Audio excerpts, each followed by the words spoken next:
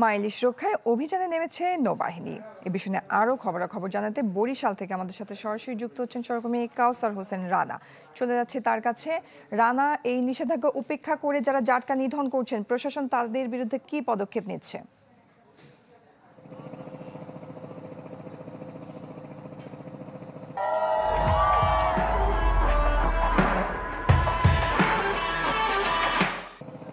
হ্যাঁ জয়ী, বরিশালে যারা মা ইলিশ নিধনে এখনো কাজ করছে বা মা ইলিশ রক্ষার কার্যক্রমের যে নিষেধাজ্ঞা, সেই নিষেধাজ্ঞা উপেক্ষা করছে, তাদের বিরুদ্ধে প্রশাসনের যারা রয়েছে, জেলা প্রশাসন, মৎস্য অধিদপ্তর, কোস্টগার্ড, নৌবাহিনী এবং নৌ পুলিশের পক্ষ থেকে কিন্তু অভিযান পরিচালনা করছে। এবং এই মুহূর্তেও বরিশালের নৌবাহিনী বাংলাদেশ বা নৌজার পদ্মা তার একটি অভিযান পরিচালনা করছে। আমি এই মুহূর্তে বরিশালের কীর্তনখোলা নদীতে রয়েছে, যেখানে কিছুক্ষণ আগে থেকেই অভিযান শুরু করেছে বা নৌজা পদ্মার সদস্যরা।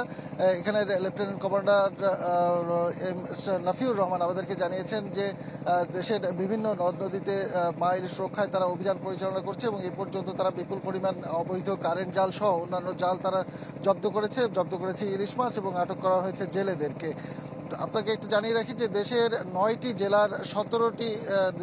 জেলায় 17টি যুদ্ধজাহাজ কিন্তু এই নৌবাহিনীর অধীনে তারা মা ইলিশ রক্ষায় কাজ করে যাচ্ছে।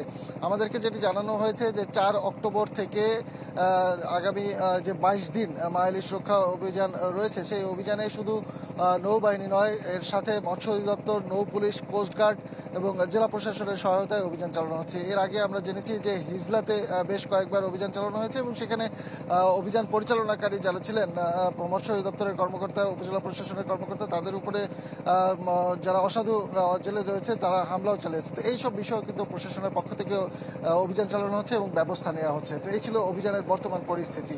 জয়ী। রানা, ধন্যবাদ আপনাকে। দর্শক, মা ইলিশ রক্ষায় অভিযানে নেমেছে নৌবাহিনী, সে বিষয় নিয়ে বিস্তারিত জানাচ্ছিলেন বরিশাল থেকে কাউসার হোসেন রানা।